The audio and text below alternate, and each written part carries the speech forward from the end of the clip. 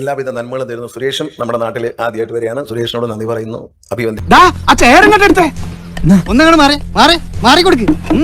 ഇങ്ങോട്ട് ഇരുന്നാട്ടെ. ഗവർണർ അദ്ദേഹവും ആദ്യമായിട്ടാണ് നമ്മുടെ നാട്ടിൽ വരുന്നത്. അദ്ദേഹത്തെയും നമ്മൾ ആദരവോടെ സ്വീകരിക്കുകയാണ്.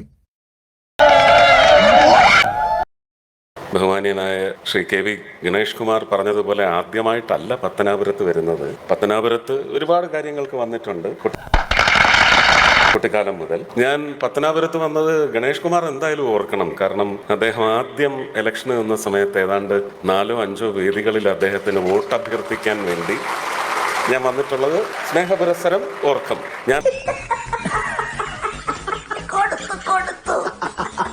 വന്ന വേദിയിൽ നട്ടുച്ചയ്ക്ക് റോഡ് സൈഡില് ഉമ്മൻചാണ്ടി സാറും വന്ന അതേ വേദിയിൽ വന്ന് വോട്ട് അഭ്യർത്ഥിച്ച് പോയിട്ടുണ്ട് എന്നുള്ളതും സത്യമാണ്, പരമാർത്ഥമാണ്.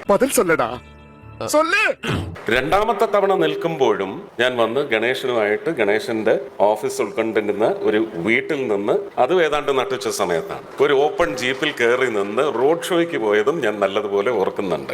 അതല്ല ഉദ്ദേശം, പിന്നെ ചൂടാണ്ട് ഇല്ല. ഗണേഷ് മറന്നതല്ല. ഈ എല്ലാ കാര്യവും തമാശ രൂപേണ പറയുന്നത് പോലെ ഇതും ഒരു തമാശ പോലെ അങ്ങ് പറഞ്ഞു, അത്രയേ ഉള്ളൂ. അതത്ര സീരിയസ് ആയിട്ട് എടുക്കേണ്ടതില്ല. എനിക്കെല്ലാമായി എന്നാലും ഇവൻ ഇങ്ങനെ ഒരു കടങ്ങി ചെയ്യുന്ന ഞാൻ വിചാരിച്ചില്ല. നിനക്കിത് എങ്ങനെ സഹിക്കാൻ കഴിയും ജോസേ? ജോസേ അങ്ങോട്ട് കൂടി.